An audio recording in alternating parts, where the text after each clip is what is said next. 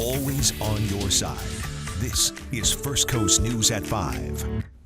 First at 5 tonight, the Jacksonville Sheriff's Office says it is cracking down on street gangs by looking at the social media that they're using to make threats. The campaign dubbed Operation Wrap Up put these men behind bars today. On your side's Shelby Danielson joins us live tonight with the details on this investigation. Well, Heather and Anthony, 5 felons have been arrested, 3 are still wanted, and these arrests stem, the sheriff says, from this operation. They say that these felons are using social media more and more. In fact, he's referring specifically to rap music videos being uploaded to YouTube. We have a small portion of one the sheriff's office sent us as an example here in some video. And he says they're uploading these videos to either, quote, threaten or intimidate rival gangs or rival groups. He says they're being shot here in Jacksonville. He says the biggest part of this is that they're seeing them hold guns in these videos, and these are felons who are not supposed to be in possession of a gun. Of course, you can't tell if the gun in the video is real or not, so they have to serve a search warrant on speculation from that video. And then the 5 who have been arrested and the 3 who are still wanted, the court will have to decide if any firearms that were recovered were real or not in that video. Of course, if they are found in possession of a gun, that is against what they're supposed to have, since they can't have any guns. The sheriff says he's not aware of how many guns were recovered just yet, but 3 people are still wanted, and they're out searching for them now. So the video in and of itself is evidence of possession of a gun. They are prohibited by law from possessing a firearm, and when they take a picture of themselves in possession of a firearm, that's evidence of possession of a firearm by a convicted felon. And just to play devil's advocate, though, couldn't they say it was a fake or anything? And they all do, and that's a challenge that we'll have to overcome in court, but we feel strongly we'll be able to do that. Now, he says these retaliation music videos are leading to more violence in our community, like drive-by shootings. We know that a recent drive-by shooting that has been in the news we've been talking about was the shooting of Tashawn Gallen, the little boy who was killed. His death was recently ruled justified, and there were no arrests in that case. And we asked him why, if they're holding a press conference on this today, why they wouldn't hold a press conference on the Tashawn Gallen case. We have made several requests to talk to JSO about that case. Today, the sheriff said he would talk to me off camera about it, but then they left the stage. JSO asked us to make another request, and we have. They've asked us to send any more questions via email over that case, and we will be doing that this evening. We'll have more for you coming up tonight at 6 and 11. Reporting live at JSO, Shelby Danielson, First Coast News, on your side. Thank you, Shelby. Well, new details tonight into why a bus crashed right into an Arlington business Monday morning. So this is the surveillance video we showed you yesterday, last night in fact, but now we have a new angle that reveals more about the moments before the accident. New surveillance video shows a truck trying to turn right from the center lane of Sesame Boulevard when it hits that school bus driven by Teresa Meats. She then turns the bus and crashes it into Wally's Euros and Subs. Troy Class is on your side with what we've learned about the accident coming up tonight at 6. Well, you've probably seen this ad that we're about to show you by a group supporting Lenny Curry's re-election campaign for Jacksonville mayor. So it claims challenger Ana Brochet has a record of missing meetings and important votes. On your side's Eric Alvarez has spent all day digging through piles of paperwork, checking the facts, and he joins us live tonight in the newsroom. Well, that's right. I've pulled 3.5 years of attendance records for Councilwoman Ana Brochet to dig into the claims in that ad, which supports Mayor Lenny Curry. Now, the ad started running earlier this month after Brochet announced a bid to unseat the mayor in the upcoming elections. The ad claims Brochet missed more than a dozen meetings on city council, skipped votes on public health and safety, and didn't show up for votes on bills she filed herself. Now, First Coast News can verify much of what's in the ad is technically factual, but needs some important context. Attendance records show she missed only 5 out of the 75 council meetings during her tenure, and her spokesperson says in most of these cases, Brochet was representing the city on official business somewhere else. And just how important are the 2 votes the ad says she missed? It turns out the other council members voted overwhelmingly in favor of them, even without her presence there. Next on First Coast News at 6, a deeper dive into the claims so you can decide for yourself how much stock you put into this political ad. Live in the newsroom, Eric Alvarez, First Coast News, on your side.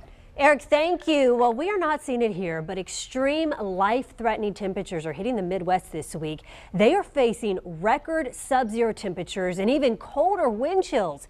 In some areas, wind chills expected to get down to 55 degrees below zero. Tomorrow, we will see a 100-degree difference in temperatures from Minnesota to Miami. And here in Jacksonville, temperatures overnight will dip into the 30s, so definitely need to bundle up tomorrow morning. I'm in the Weather Center now with Tim.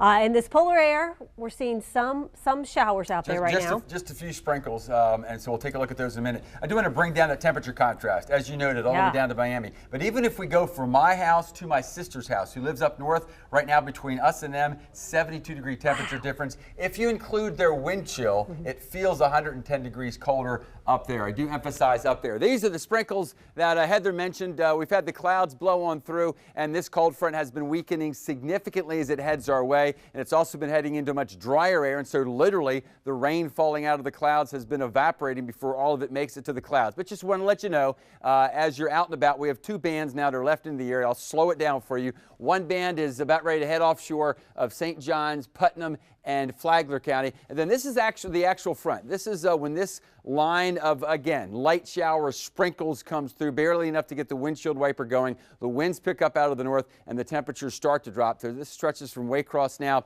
to about Live Oak, and then this is going to head toward the coast. So this is what the temperatures are like. Not too bad, really, but notice we do see the temperatures beginning to drop. Valdosta now down to 48 degrees, and here's what temperatures will do through the night. So primarily as far as wind chill being a factor, that's not till later tonight. We'll take a look and talk about how low it's going to go where you are in just a few moments. You got it, Tim. As temperatures drop below 40 degrees, there are several shelters that will be open. The City Rescue Mission, the Salvation Army, and the Sulzbacher Center will open for those in need. All guests will receive a hot meal and will have access to showers and clean clothing. And a reminder, you can always track radar weather updates and get push alerts about weather in our area by downloading the First Coast News app. It is completely free. We now know the name of the person who was shot and killed inside of a U-Haul truck. Police responded to the west side last week to reports of a shooting. And when they arrived, they found Stephen Cleary dead in the driver's seat of that U-Haul truck. The shooter is still on the run tonight. So if you have any information about this shooting, you're asked to call police. Well, in St. Johns County, fire crews responded to this. It was a grease fire in the Julington Creek neighborhood. The fire started on the back porch. Crews there working to contain the fire. No injuries have been reported. The Clay County Sheriff's Office says it is now downsizing search efforts for a missing man from 2015. Chris Padgett with the Sheriff's Office tells us that the investigative search for Wallace Gerard covered 400 square acres. His pickup truck was found in the woods last week. The charges against a 62-year-old man involved in a domestic battery situation with his own mother could soon be upgraded. Today, we learned his mom died from her injuries. Mark Burgos had his first court appearance this morning after both he and his mother were injured in a domestic violence incident over the weekend. And as I just mentioned, today his mother, June Burgos, died from her injuries. Mark will be back in court on February 20th. A proposal for Atlantic Beach to annex part of Jacksonville and expand its borders fails. The plan would move the border and bring about 200 new homes into the city. Now, a lot of question marks surrounding that plan, and 4 of the 5 city commissioners said they were not comfortable moving ahead without more information. Cleanup is now over. All lanes of I-10 westbound in Baldwin are reopened after a chain reaction crash that involved 3 semis. That accident left behind several gallons of spilled almond milk right there on the highway. On your side's Cameron Eppinger has more now from the scene. That crash happening early this morning around 7 o'clock along I-10 westbound and 301 in the Baldwin area. FHP Jacksonville says that one of these semis that were involved were traveling westbound when somehow that semi became disabled and the driver then merged over into the emergency lanes. The 2 other semis that were involved tried to avoid that semi but ended up colliding. That accident then left behind a complete mess and tied up traffic for hours in this area and also disrupted the morning commute. Again, it's still unclear what caused that semi to become disabled, but the good news in all of this is that no one was injured in this incident. For now, reporting from the Baldwin area, Cameron Eppinger, First Coast News on your side. We have an update in St. Johns County. Deputies say they now know who the man is who you see here. He's accused of stealing a car from the Toyota car dealership in St. Augustine, but they haven't found him or the car. Deputies say he was seen walking around the dealership. He found a key, then he stole the car. So if you have any information, call the St. Johns County Sheriff's Office. A boil water advisory is in effect for Nassau County. Nassau Amelia Utilities has experienced a loss of water pressure due to an electrical outage last night. We will let you know when that advisory is lifted. And we have a heads up if you live near NAS Jax. For the next few weeks, you're probably going to hear a lot more aircraft noise coming from the base. The Navy will conduct training exercises for jet fighters. That is set to last through the end of February. Another World War II veteran has died. Robert Willis was 98 when he passed away on Sunday. Months before his death, First Coast News sat down with him. He opened up about his life in the military and the losses he experienced at the hands of war. Just 3% of the 16 million who served in World War II are still with us today. And remember, First Coast News is always on your side. And if you missed our Ken Amaro yesterday, don't worry. He'll be at Georgie's Diner on Monday, February 4th. That's at 100 Malaga Street in St. Augustine. He will be there to hear any concerns you might have from 9 in the morning until noon. And if you can't make those in-person meetings, you can always send us an email to On Your Side, our On Your Side team. That's On Your Side at firstcoastnews.com. Well, the federal government may be open again, but are lawmakers actually any closer to a new deal? A new shutdown is looming, and we have the latest from Washington next on First Coast News at 5.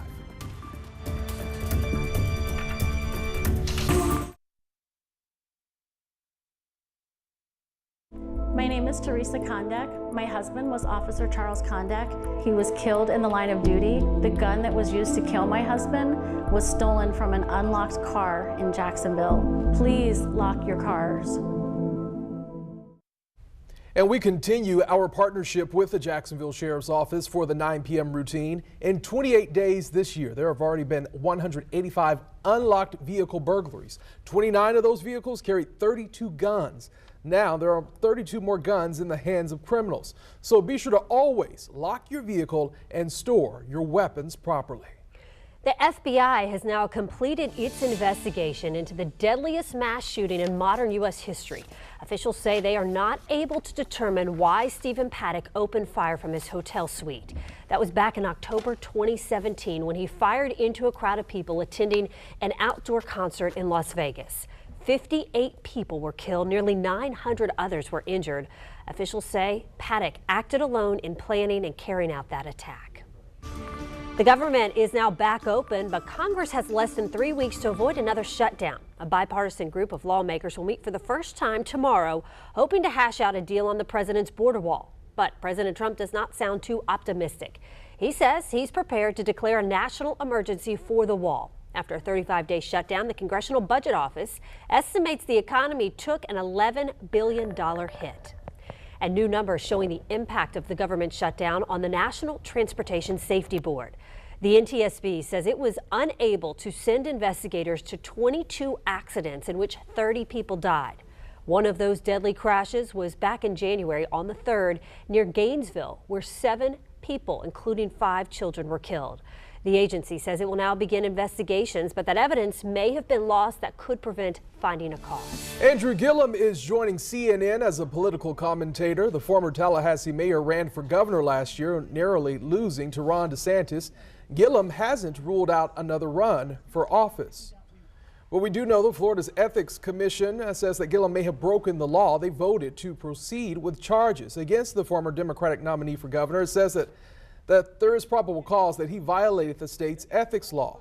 Gillum is accused of accepting gifts from lobbyists and vendors during his time as Tallahassee's mayor. Democrats have named Georgia's Stacey Abrams to deliver the response to President Trump's State of the Union address, which is happening next week. Abrams narrowly lost the race for governor in November after a lengthy dispute over blocked votes. She will address the nation, a primetime speech, shortly after the president finishes his address to a joint session of Congress next Tuesday night. We are on your side tonight, taking a look at gas prices in our area. Prices at stations here on the First Coast rose overnight to an average around $2.18 a gallon. Experts say prices are up again because of supply and demand. The average price of gas in the U.S. now sits at $2.26 a gallon. We have a traffic alert for you tonight. The Main Street Bridge will see a closure starting tomorrow night at midnight. Tomorrow, the southbound lanes will close from midnight until 5 a.m. so that crews can install overhead signs and paint the pavement. Drivers will be detoured to the Acosta Bridge. FDOT is hosting an open house this Thursday to discuss the next segment of the First Coast Expressway. The second stage of the project is slated to begin in February. Still no word yet on when those tolls will begin on the completed section of the expressway. Now, weather with your First Coast News storm experts, powered by AC Designs. So I still can't believe just how cold it's going to get in parts of the country. Oh my goodness. Yes. I mean, really, really cold. It's interesting to see how many records will actually be broken, which is a sign of how our winters haven't been as cold lately. But still, when you're talking about wind chills of -40, I mean, right now, middle of the afternoon in Minneapolis, wind chill factors are -40. I can't even imagine what that's like. I can't either. And so just to put some science to the fact that that's not going to make it here, notice I have two cold fronts on the map. Don't always show the Arctic front, but because we're hearing so much about the Arctic air that actually has been driven our way by the Siberian Express, and more on that from Lauren in a bit, this front is significant. So although there's a gradual drop in temperatures, if you're really wondering where's just the crazy cold or wind chill factors that say are below zero, this is the Arctic front. So here's our polar front, and that's why no doubt about it, it's going to be cold here, but watch what happens as we go tonight through tomorrow. The polar front does make it down to the Bahamas and all the way down to South Florida, but the Arctic front stalls just about at Atlanta and Greenville, South Carolina, and then heads back the other way. Unless you love Arctic air, that's some good news. Or that's another way of showing, synoptically speaking, with the weather map, why, yes, cold air on the way, but we're not going to have a record low here. In fact, we're not even going to have a hard freeze. Yet to have a widespread hard freeze so far this winter. Maybe your main concern is what about those clouds and those sprinkles? Well, in case you missed it, just wanted to show you this computer model and notice that just the few sprinkles we still have out there, they will clear here really probably by about 10 to 11 o'clock tonight. Skies will go mostly clear, but we're going to have not what's called a radiational low cold event. That is where the heat just plain leaves the earth because of clear skies. We're going to have what's called an advective event. That just means the cold air is blowing in. So what? Well, normally during an advective event, you don't really have a big difference in temperatures around the area. Let's break it down. First of all, for Duval, and all of us really, this is our official low that we forecast for all the time. This is at the airport. That's just a standard place, and we use that. So right at freezing. Western Duval, places like Oakleaf and other areas to the north of there, down to about 31 degrees, and at the beach is 35. So not really a big difference. I think really for most of us, it's how it feels, right? And notice the wind chill tomorrow will be 28. In other words, where the temperatures aren't as cold, there'll be more wind, and so it's going to feel as cold. And no matter how you shake it or split it down around the area, that's what's going to happen. So Alma 29, St. Augustine 38, but still wind chill about 28. Or how about east to west? Fernandina 34, Lake City 31, but still wind chill about 28. So yeah, it's going to feel pretty darn cold in the morning, but at least we will see the sun shine. But temperatures will have a hard time making it to 50. Then we're going to have some cirrus clouds blow on by. That could be significant for the morning low on Thursday morning. So afternoon highs 49 to 55, way below average with the northerly wind of 14.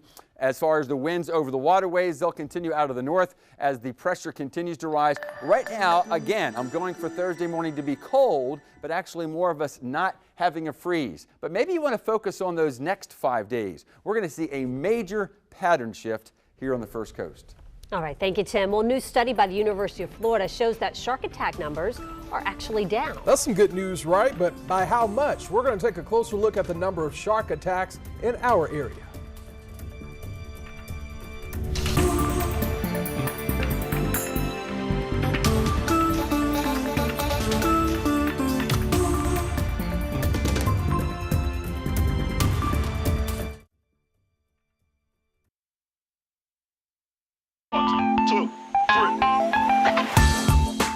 First, I wanted to just catch up with you on things. How are you doing? Good. How's Lou Turner? We're glad. Sure, we can frame you up now. I just want to make sure everybody can see you. Good afternoon, everyone. Mike Prangley and I are in the kind of afterglow of GMJ. It's been a great show today. If you missed it, we've got more great stuff. I liked you in front of that 7-day, the Minnesota 7-day. He showed temperatures of just, what, -40 wind chill? Hey, thank you so much, Lindsay. Let's get to it. We got the Siberian Express. So what we're watching here, Lou, are yes. Come on over here. I'm just having so much 5 fun minutes with this. ago, we had to do a story about all the outtakes. of you hemming and hawing your way through getting us through school on time. And here's what we're going to do. We wanted to show you this. I'm going to adjust this. Can everybody see this here?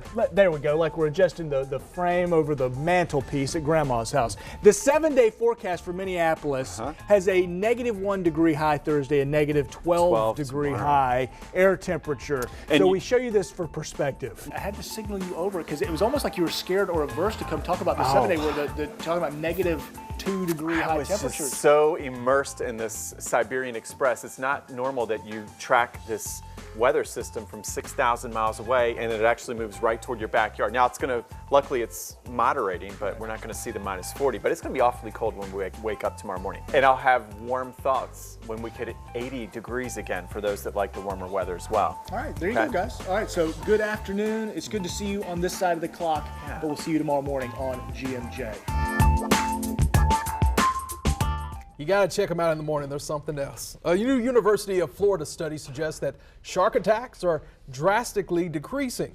According to our statistics, there were 5 shark attacks last year in Northeast Florida and Southeast Georgia. The University of Florida's International Shark Attack File reported 66 unprovoked shark bites in 2018. That's down from 88 in 2017 and 26% lower than the most recent 5-year average of 84 incidents annually. Now, 4 of the bites proved fatal, roughly keeping in line with the average of 6 deaths worldwide per year. Pet Paradise has announced it is moving its headquarters from Jacksonville's south side to San Marco.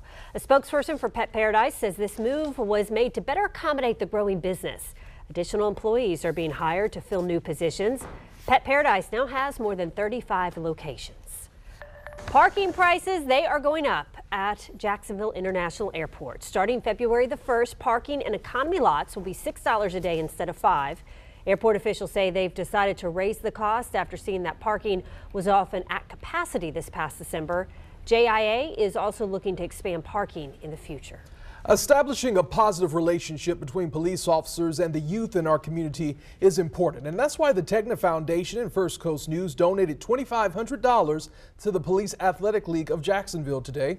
The nonprofit creates those positive relationships with children through educational, athletic, and leadership programs. The money we donated today will be used to help teenagers get jobs so they can start establishing a resume. It is our mission to make the First Coast a better place to live every day. If you would like to donate, you can visit jaxpow.com. They do lots of good for kids in our community. You know, most of us take pride in where we live, but one homeowner is really upset tonight. Yeah, Arcana Mero is on their side after a homeowner's yard was driven through by a garbage truck. Just look at that mess. That's coming up at 5:30.